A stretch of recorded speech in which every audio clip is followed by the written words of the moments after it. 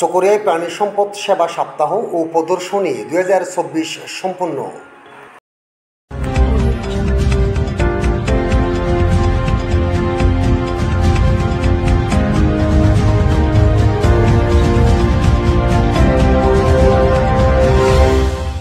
প্রাণী সম্পদে ভরপুর দেশ, গর্ব স্মার্ট বাংলাদেশ এ প্রতিপাদ্য বিষয়ে সামনে রেখে কক্সবাজারের চকরিয়া দিনব্যাপী প্রাণী সম্পদ সেবা সপ্তাহ ও প্রদর্শনী 2024 উপজেলা ভেটেরিনারি হাসপাতাল চত্বরে সম্পন্ন হয়েছে।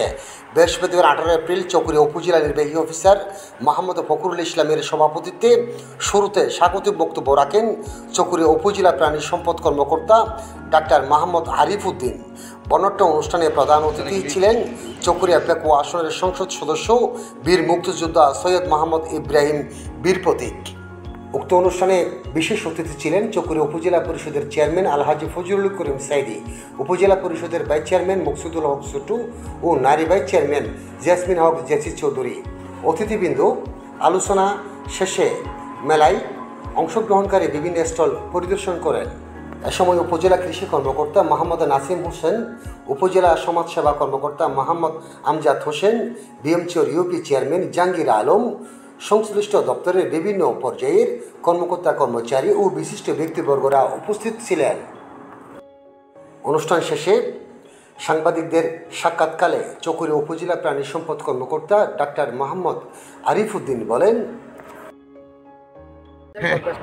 প্রাণী সম্পদে ভরপুর দেশ, গর্ব স্মার্ট বাংলাদেশ এই প্রতিপাদ্যকে সামনে নিয়ে আজকে প্রাণী সম্পদ অধিদপ্তরের আপনার নেতৃত্বে এখানে প্রাণী সম্পদ প্রদর্শিত অনুষ্ঠান এবং মেলা অনুষ্ঠিত হয়েছে। এখানে বিভিন্ন অতিথিরা, সরকারি এবং জনপ্রতিনিধিরা এখানে উপস্থিত হয়ে আপনার এই যে প্রাণবন্ধ করে তুলেছেন আপনার এই আজকে প্রদর্শনী মেলাটি। আপনার আজকে সার্বিক আপনার পরিচিতি সহ আপনার এই যে অনুষ্ঠানটি সম্পর্কে একটু জানাবেন এবং টোটাল চকরিয়া উপজেলায় 18টি ইউনিয়ন, একটি পৌরসভায় আমাদের এখানে প্রাণী সম্পদ আগের তুলনায় কী পরিমাণ বৃদ্ধি পেয়েছে এবং কী অবস্থায় রয়েছে একটু জানাবেন প্লিজ। ধন্যবাদ। আমি ডাক্তার মোহাম্মদ আরিফ উদ্দিন, উপজেলা প্রাণী সম্পদ অফিসার, চকরিয়া কক্সবাজার। আসলে আমরা সারা দেশের মতো চকরিয়া উপজেলা প্রাণী সম্পদ দপ্তর ও ভেটেরিনারি হাসপাতালের উদ্যোগে আজকের যে দিনব্যাপী প্রাণী সম্পদ প্রদর্শনী ছিল সেটা আমাদের কেন্দ্রীয়ভাবে উদ্বোধন করেছেন জননেত্রী শেখ হাসিনা। উনি ঢাকায় শুভ উদ্বোধন ঘোষণা করেছেন। সেই সাথে আমরা এখানে মাননীয় প্রধানমন্ত্রী অনুষ্ঠান চকরিয়া উপজেলার এসব খামারি, প্রায় 5 শতাধিক খামারি আমাদের এই প্রোগ্রামে উপস্থিত ছিলেন। তাদের উপস্থিতিতে মাননীয় প্রধানমন্ত্রীর প্রাণী সম্পদের যে বার্তাগুলো ছিল সেই বার্তাগুলো খামারিদের কাছে পৌঁছে দিয়েছি।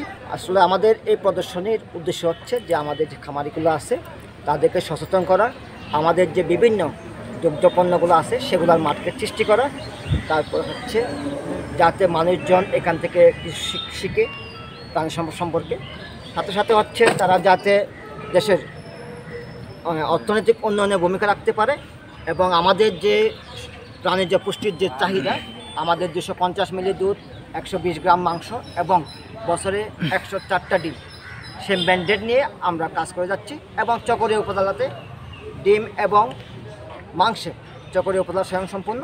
দুধে কিছুটা ঘাটতি আছে, দুধের 250 মিলির বিপরীতে আমাদের 208 মিলি মতো আমাদের আছে, প্রাপ্যতা আছে। আমরা কাজ করে যাচ্ছি।